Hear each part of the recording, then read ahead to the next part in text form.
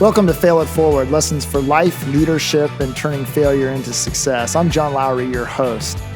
We are thrilled today to welcome Rod Taylor. Rod Taylor is an expert in innovation. If you think about innovation, it's really core to business, right? The industry leaders, the most successful companies and organizations, they're constantly seeking to better understand what their customer needs are, and then they are very creative in responding to those needs. As a result of it, they're financially successful. Rod Taylor is an expert in this particular process. He's studied and done his PhD at Indiana University. He spent a good deal of his time out at Stanford University at the D School, the design school, thinking in a multidisciplinary way about how it is that you bring innovation to business problems and society problems and social problems. Rod has his own company, a performance design company. He's a musician, he's an educator, really just someone that thinks creatively and does an incredible job of helping people think about how to solve some of the most complex problems with creative solutions. If you're leading an organization right now and you're facing challenges, which we all are, right? And you need some ideas in terms of how to create an environment of innovation, well, this podcast is something that you will not want to miss. Rod Taylor will bring some practical ideas.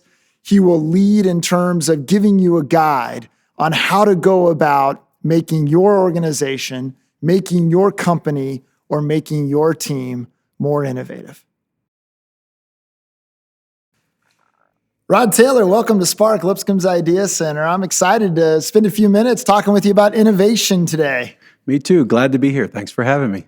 Well, good deal. Tell us a little bit about your background and especially some of the work that you've done in the innovation space. So my background is, I like to tell people I'm a recovering academic.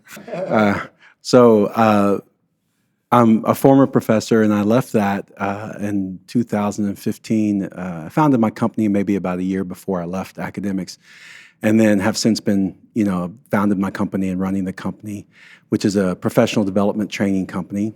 And we work with a variety of clients. Deloitte's a big client, Nissan.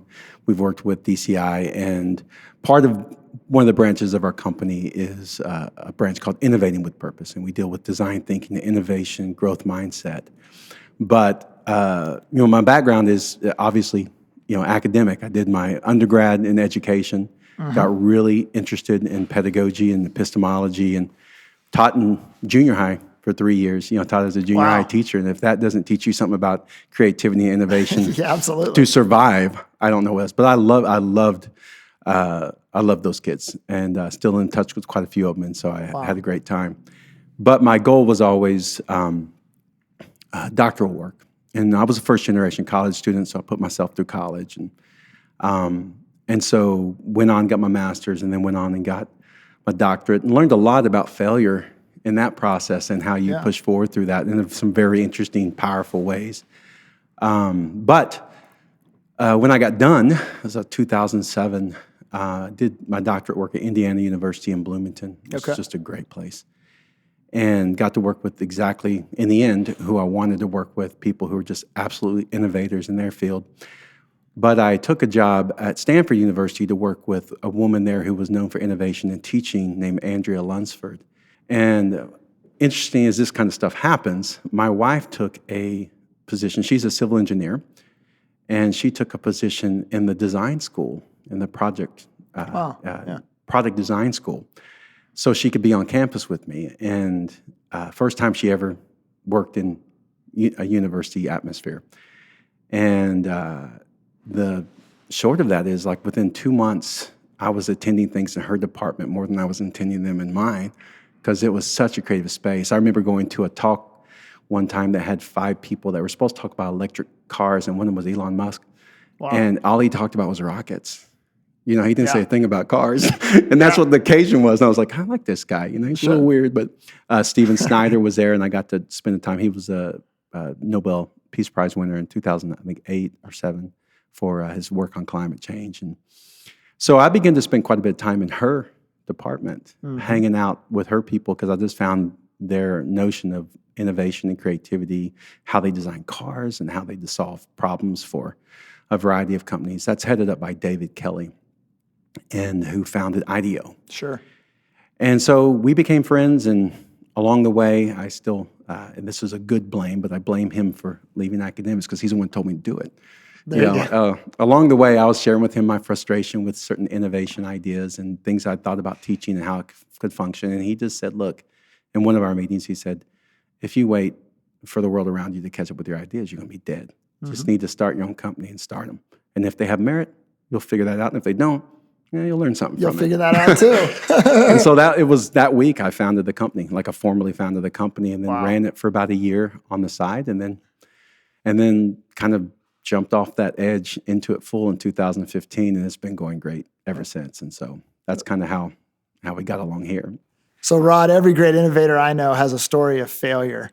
And that failure was a great teacher for them, and they were able to turn it around into something that turned out to be very positive. Tell us a moment where failure taught you an important lesson. That's an easy one to go to, one that's pretty powerful, though I have many of them. I'm still sitting here thinking that my shoulder still hurts from my snowboard failure at this time last year in Tahoe. To that point, I would say that I looked great on the picture that the guy took as I went up off the ramp, and that's all that really matters. Not so much coming down. Down, it's resulting in physical therapy. Well, that was just white snow everywhere. I had him well positioned to capture that moment, but I've just finished up another round of physical therapy for that shoulder. For me, it was connected to a mentor I had in undergrad, and his name was Bill Burling, and he's since passed on, and he was a powerful person to me, just a taskmaster of a person. I chose him because he was really hard on people, and I had learned early on that I needed that. Coming from my background of not having education as a valuable commodity in our home in that way. So when I decided I wanted to go on to get a doctorate, I was at a regional state university, and I was doing really well. I did really well there, but I was setting my sights on places that were in the top 20 in the nation, and I had people that would tell me, Rod, there's no way. And Bill told me, he said, I'm totally supportive of that. I think you can do it, but just know that you're not going to succeed at this because you're smart. Everyone around you is smart. Everyone that's going to be around you is smart, and most of them probably went to better places than you in terms of pedigree, so to speak. He said, you're going to do well because you persevere. And so that became a test right away. And in this moment in my life, I still have these documents to remind me, and I should frame them. So you know this, you apply to grad school, you wait, and at the time, in that year, in the humanities, in my field, in literature and philosophy, they were cutting everything back, properly so. There's just only so many jobs. And so I set my sights on these top schools, and the one at the very top was Indiana University. And I went out there early, and I met with people, and I'm like, they like me, I like them, this is a perfect fit, this is where I'm gonna go, but I'm gonna apply to these other schools, safety schools. I apply, and those rejections just start rolling in. And I have no backup plan. I have my master's at that point. I don't have a job for the next year, right? And so the rejections start coming in from these safety schools, right? And I'm like, and they weren't bad. I mean, they were good schools too, but I was just like, I'm going to IU. This is happening. Yep. So I'm going through, I'm getting a little discouraged, along the way. And then here comes Indiana University's rejection. And I'm just floored. Like I am, it broke my heart because I didn't see a path out. I'm like, oh my God, I have a 4.0 in my master's. I had 3.88 in undergrad. I have all these, I've got these, what does it take to, I can't do anything better. I've worked so hard up to this point. And so I got on the phone with Bill and I said, the last one came in, man, I don't know what to do. I don't know what to do. I want my doctorate. I feel like it's necessary for what I want to do in life. And he said, how bad you want it? I said, as bad as anyone can want it. He goes, really? I said, yeah. He goes, go to Indiana University and enroll in classes. I go, yeah, but they rejected me as a student. He goes, they did. Write him back and say, I accept that, but I'm still going to come and take classes. He goes, you still have to have their permission, but just let them know that. He goes, and then go do it. You got to be ready to do it. I said, okay. So I went home from that conversation to at that time, my new wife. We were just newly married. I said, here's what we're going to do. And she's an engineer, right? This sounds like the academic version of Rudy. Yeah. I was like, we're just gonna go up there. We're just gonna move up there, and I'm gonna, I've got to ask them, but we're just gonna move up there, and then once they, I gotta start. I can't wait any longer. And she's like, oh, okay. And I told a few people around me who thought I was just absolutely crazy. So I wrote the letter to the chair of Indiana University's department, and I said, I got your rejection. I respect that. I'd still like to move there, and I'd like to take whatever classes you'll let me to take. I would just like to take them. I'm paying for them. I know I'm not a student, PhD, candidate, whatever. 2 weeks go by, nothing. I'm like, well, there's that. About 2 weeks in, I get an email from the chair, and she says, thank you for this email. When I got your email, I thought that was odd that you would want to do that. Yeah. So it caused me to go back into your file. And when I sat down with your file and brought a few colleagues in, we began to wonder why we ever rejected you. We'd like to offer you admittance into the program, a full ride, and a stipend for you to teach while you're here for us. And so I have a rejection letter from IU and an acceptance letter from IU that are 2 weeks apart.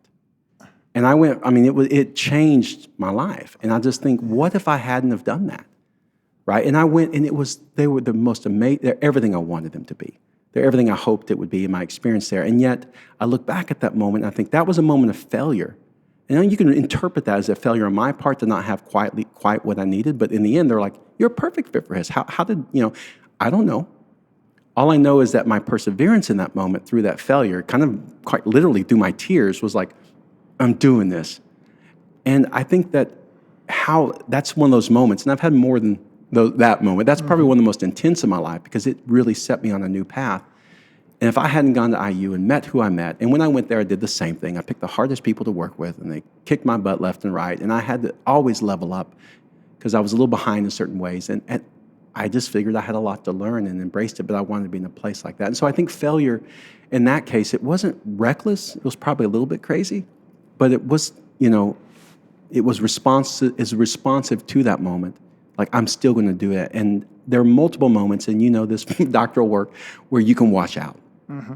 And I kept thinking what Bill Berling said to me, you don't get through because you're smart, you get through because you persevere. And when it comes to failure and innovation, and for me, this was a very innovative thing to go from, no notion of college to deciding my senior year in high school, I'm going to go to college, and then to end up at IU, was all the result of persevering through moments of failure, as opposed to not having those moments of failure. And I think that's the key behind it. Not that, there's sometimes failures like, don't do that, don't put your hand on that hot stove. You don't need to go, well, I'm going to persevere. Put my hand on it. No, you don't get burned more. You're just going to get burned. But this was a good moment. I really don't know what my life would be like if in that moment I hadn't taken Bill's advice. Well, there's a lot of things to learn from that moment. I appreciate you sharing it with us. One is the fact that you had someone in your life that was able to speak into your strategy in responding to failure, which is really, really important. You were bold enough and unconventional enough to put aside the rejection and say, I want to come be a part of what you're doing anyway. Even though I can't officially be a part of it, I still want to do it. That's pretty bold and unconventional. But as a result of kind of that combination, you developed a strategic plan that ultimately turned that failure into a success. Yeah. And so as you've had those moments in your life, as you think about leaders, and those failures could be varied in terms of how they come at leaders. They could be business failures, they could be personal failures, they could be financial failures, or they could be, they get fired. It could be a wide variety of things. But as you're thinking about leaders who are experiencing failure, what's the strategic plan that you would give them in terms of how to be responsive to it so that they can turn that moment into something that'll be successful down the road? I think the key there is understanding the kind of cause-effect relationship of failure and analyzing that. Failure occurs because of something. Yeah. The cause of that should be investigated. And there are certain causes of failure as a leader that I'm not going to put up with. Like, not all failure is good. And that's what I run into sometimes. Like, well, we fail early and often. I'm like, yeah, but you shouldn't. Not in those ways. Yeah. And so I think understanding what kind of failure is a failure that results from an innovative strategy versus what kind of failure results from not being properly prepared for that moment of innovation. Because that whole notion of like, well, we failed multiple times. In this case, even like I failed, but I was qualified to not fail. But I failed initially to get in. And so when I took those other steps, it was coming from a place of confidence in the root skill set that I knew was in me. I wasn't trying to I wasn't suddenly going, I need to be led into an elite school of law. Yeah. That's not what I had prepared myself for. And so I think understanding where is the failure coming from? And is that an acceptable place, an acceptable level for that place? Why is it occurring? Is it a people issue? Like, is this the wrong person writing seat? Or do we not have enough resources? Do we not have these kind of things? And then what's the effect of that? And this is a crucial point because we talk about failure being a part of this. In my situation, I'm looking at my effect of that not succeeding the way it did would be come back, with no success. And it's me and my wife. Right? I'm not putting a lot of people at risk there.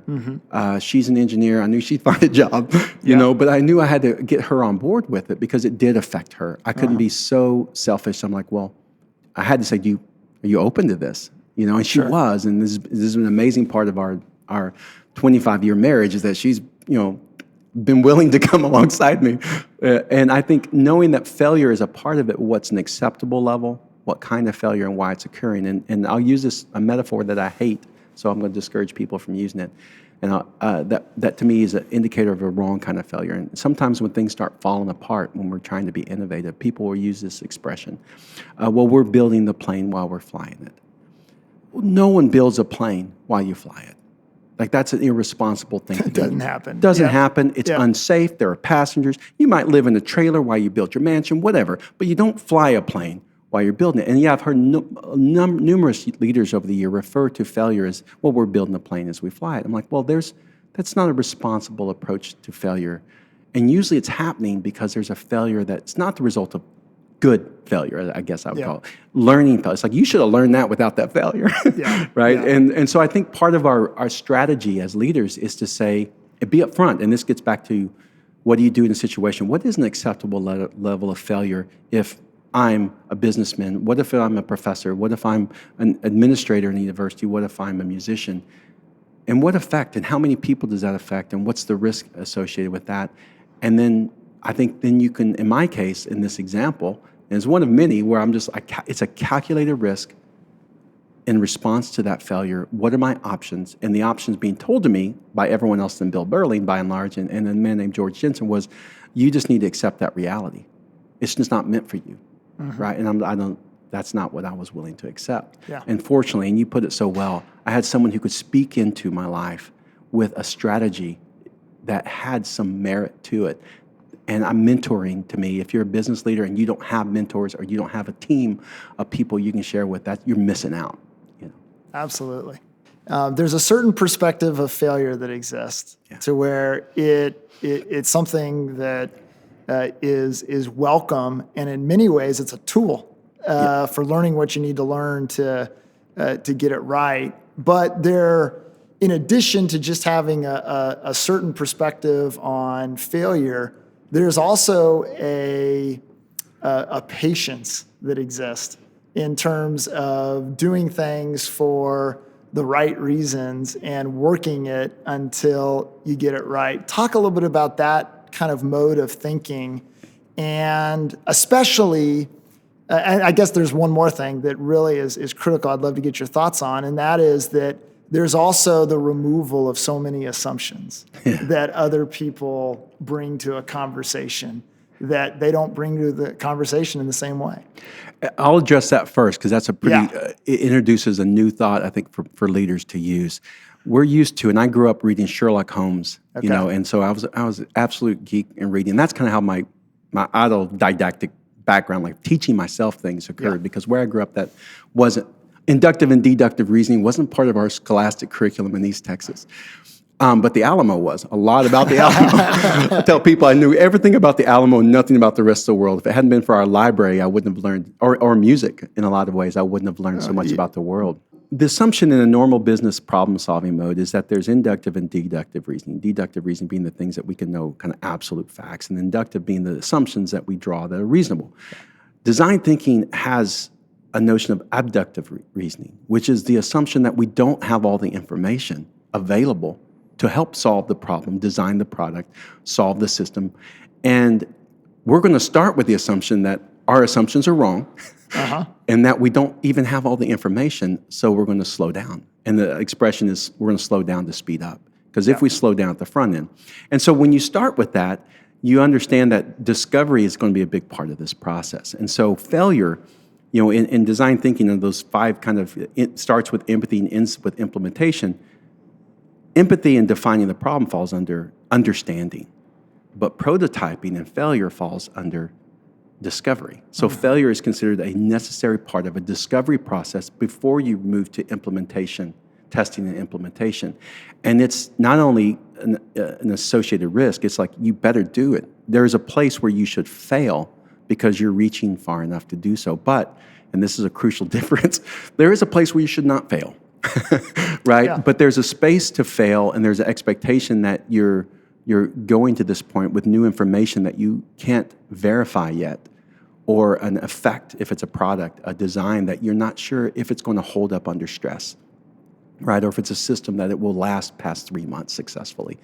So failure is a part of that. And I think the culture there, and I see it in other places, moving to Nashville, we moved here in 2013, and part of what was exciting to me is I think that that's part of this culture too. Like you find there's a Silicon Prairie, in Kansas. Like there are places where this is happening. It's just Silicon Valley has got so much of it, right? But I see it in Nashville and have friends that engage in it on all levels, from the art, to the education to business. But I think the idea here is that I'm probably going to experience failure. In fact, I should expect to experience failure, but I have to have a reflective process that assimilates that knowledge and then propels the design forward. And if you're not having a moment of failure, and this is a mindset issue, if you don't have a moment of failure, you're probably not doing it right. But, and this is part of Carol Dweck's notion of growth mindset, is that if you see failure as a marker of the boundaries of your skill set, then you're really going to stay off that boundary, because you don't want to be reminded or remind others of where your limits are. But if you see that failure as a marker of new territory to be explored or new knowledge to be gained, then you're like, let's get there. And so the expression in design thinking is fail early and fail often. It's not fail all the time. It's not fail catastrophically, but it's fail early and fail often, so that down the pike we get it right on a whole new level. So the ecosystem we're talking about is relatively unique. Now come back with me into kind of the regular world here. Why is it so hard for people to be innovative? I think partly because of the risk associated with it, and to be quite blunt, the work that's required to bring you to an innovative potential. And here's why I would differentiate between creativity and innovation. To me, you can be creative and not even broach innovation, but you can't be innovative without being creative. But you can rest your whole life in a creative space and not do anything. And here's a simple example. We're in a music city. I can create anything I want musically. I'm a bass player. I can decide that I'm going to play the bass upside down backwards and tune it to 443 instead of 440. That's creative. And I can do that at my house, and I can do that. I can invite a couple friends over who have a lot of patience with me and let them hear it. I'm being creative, but I'm not innovating because I'm not stepping into an existing paradigm that I'm trying to shift, right? And so when we have innovative moments, I think what it takes, and I'm working with songwriters, I'm like, well, I just wrote this song for me. Well, then don't let me hear it. Because if you really just wrote it for you, then you're not considering me as an audience member, so you're not thinking about genre, timing, how long is the song? And those are some of the worst songs you hear sometimes when someone says, I just wrote this for me. Or in some cases, I go, well, God gave me the song. I'm like, do not blame God for that song. For your song. You came up that all by yourself. Yeah. But it's, and I joke with them. I say, I know you probably didn't write it for you because you're about to share it with me. But you're saying that as a way of protecting yourself from the risk associated with me judging the song, right? Or analyzing it. So I think when you talk about bringing it back, so many people are not, I think they're scared of failure, And there are multiple reasons, internal and external, for that. And I think that they don't quite understand what innovation really is and what it requires. And this is on a leadership level. I see so many leaders that will talk innovation language, but if you start digging, they don't quite understand the nuances of it or the complexity of it and what it would take to get there. And then, let alone how to create an environment that would encourage that. And so I think some of it's just confusion between some of that. And also, it's risky to be innovative. It's much safer. And there's plenty of spaces to be a fast follower, to contribute without being the one that invents or reinvents the wheel and takes all the risk associated with that from derision, Sure. right? Yeah. Or just the attacks. Even innovators get attacked because they put other stuff out of business. Absolutely. Not everyone loves the change that comes from innovation. That's for sure. Yeah, let's talk about a couple of concepts here that you don't typically see come together, but I think it's really, really important. I'd love to get your insights for folks on it a little bit.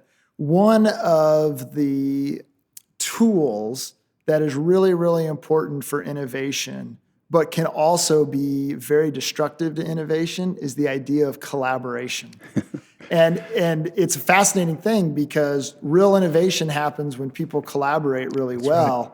But the value of collaboration and having to collaborate on everything, that can also absolutely kill innovation if that's the only way that change comes about. And so you talked about within organizations, the value of having space for people to really be able to innovate. Talk a little bit about how collaboration can be harmful and helpful to the idea of innovation. I'll use a very Nashville example. A band is a collaboration, right? Yeah.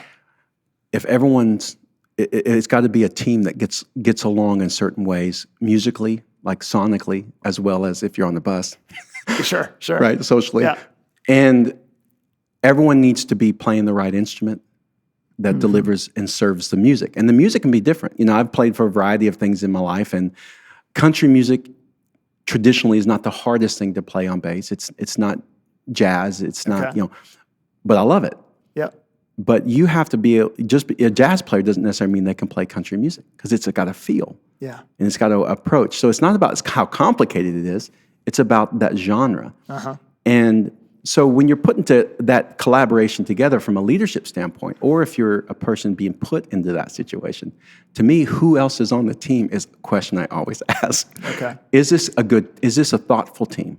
Are they using business chemistry as part of it, personality profiles, all of that kind of stuff. But also what can happen is the very thing that's supposed to ignite innovation can cause it to come to a stalemate because of differing opinions or differing views. And here's where I would advise, and I do advise people the first thing you do when you put a team together, if you're a leader, is to have a discussion on the terms of engagement in terms of the terms.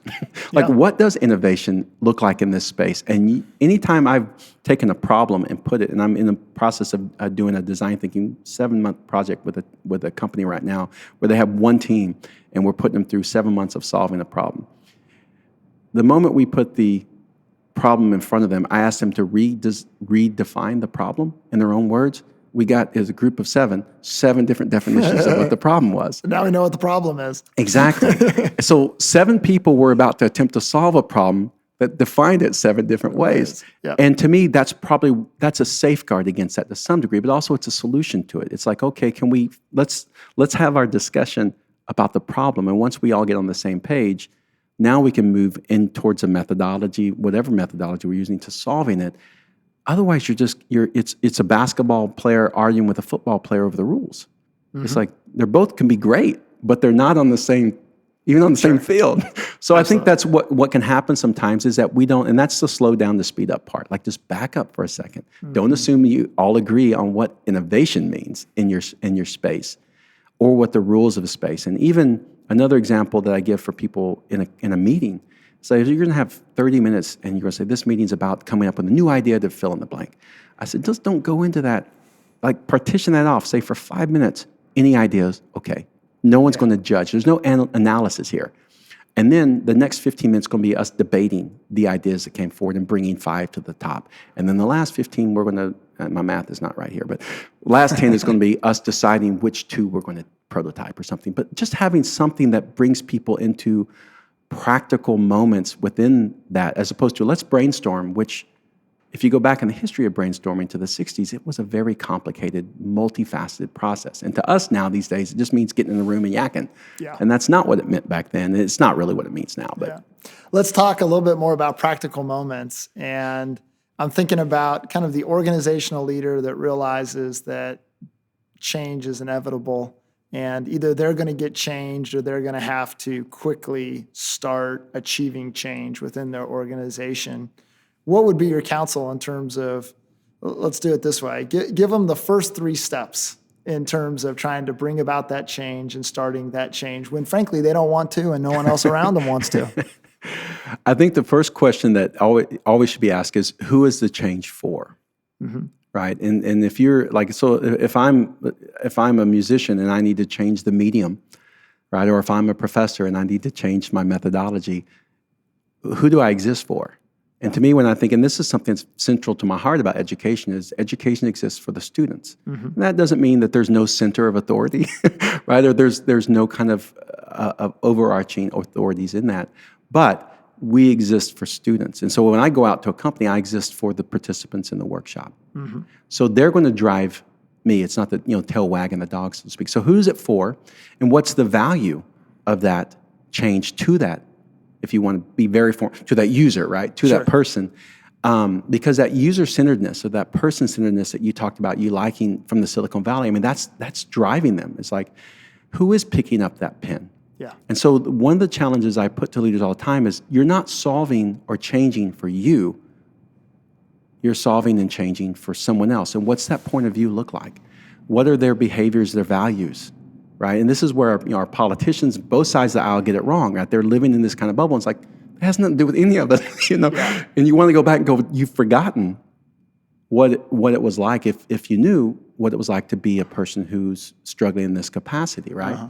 So I think asking who is the user, what's the value of that, and then what role do I have in meeting the needs, because it's all need-based, of that user. And I've said this over the years from the time I was teaching at public school, if you're teaching for your own power dynamic, you're already starting out wrong. And so as a leader, if you're leading to lead, yeah, rather than improve the lives and the value of those you lead, or the product or the service that you offer, your motivation's already starting off. So it may be a chance to recalibrate that and say, do I care about the user? Do I care about the person that needs the change? And if not, then I think you can make an informed decision at that point that it's time to move on to something that doesn't require you to change. Or I think it can be kind of a good come to Jesus moment where you're like, I got into this because I cared about X. Yeah. This needs to draw me back to that, and we got to change. It's just, I don't know a lot of people like it. They'll say they do until it hits them in a place they don't want to change. And then suddenly you're like, yeah, I don't like change that. Yeah, we're not there. Yeah, until it creates the extra work or the uncertainty or, exactly, whatever it is that is a consequence of change. That's where people do we really need to do that? Yeah, and I think you've touched on something right there. And the uncertainty, part of what is hard for leaders is usually we got to where we are because we're really good at something. Mm-hmm. And change puts us in a learner mode again. And that's an uncomfortable place for us often. It's because, how do you show how good you are at something when you're learning it? And it's one of the reasons I encourage leaders to always be developing in something where it reminds them what it's like to be ignorant of something. I've been, over COVID, I've been learning drums. One of the instructors at Lipscomb's name is Greg Lohman. He's a drum instructor, plays with Easton Corbin. So he's been virtually teaching me. It's really hard. I've been only playing bass for my whole life, and it's like, I've got to hit multiple things at once, and it's put me in this mindset of learning an instrument's hard. But now it's natural to me on the bass. Mm-hmm. But it's not. It didn't start that way, and so I think putting yourself into that situation reminds you that it can be a little uncomfortable, I guess, because it reminds you that there is a moment in your life. There was a moment, and there could be another moment in your future where you're kind of lost. Let's wrap up with this. Finish this sentence for me. As we think about tomorrow's industry leaders, what will they do? We'll gain a deeper understanding of the people they lead. It's a very optimistic finish of that, but I do believe that. I'm seeing that on my end, mm-hmm, where even in the professional development, industry leaders are starting to gain a wider appreciation for the people that extend beyond the impact of their product or their service or whatever. This has drawn us all into a tighter circle, I think. And so getting back to what you're saying at the beginning about Silicon Valley, I think more industry leaders will begin to see the potential ethical ramifications of the things that they're creating and the usefulness they have in elevating people, not just padding their own pockets a little bit more. Yeah. I hope. But I feel like these moments hopefully have made us. I know we've been through a lot of turmoil in our country in a lot of political ways and all these stuff, but I also feel like a lot of people have been gaining empathy towards the impact, the kind of concentric rings that emerge from anything. And I hope industry leaders will begin to see, whether it's Amazon or it's Ford, just like the Ford pickup being the center point of what's happening in Texas of providing power. And Ford reached out to all their dealers, I don't know if you follow this, Yep. and said, please take the Fords out to help people get their house. And I'm just like, that kind of notion is like, we want you to buy our trucks, but our trucks also have an ethical place in society. So I hope industry leaders will become more ethical, I think. Well, it is interesting because it really is business that has the resources and the infrastructure to be able to bring about change most efficiently. Yeah. Even more than government, even more than Absolutely. nonprofits, NGOs, all that kind of stuff. It's business that has that opportunity. And I think it will be interesting to see how business steps up to the plate given that opportunity as we move forward. You're seeing a lot of good stuff happening, but hopefully there is more to come. Yeah. So, Rod, thank you so much. This has been a great time chatting with you, thinking about the future, thinking about change, thinking about innovation. Appreciate your giftedness and appreciate your willingness to share your wisdom with us today. You're very welcome. Thanks for having me.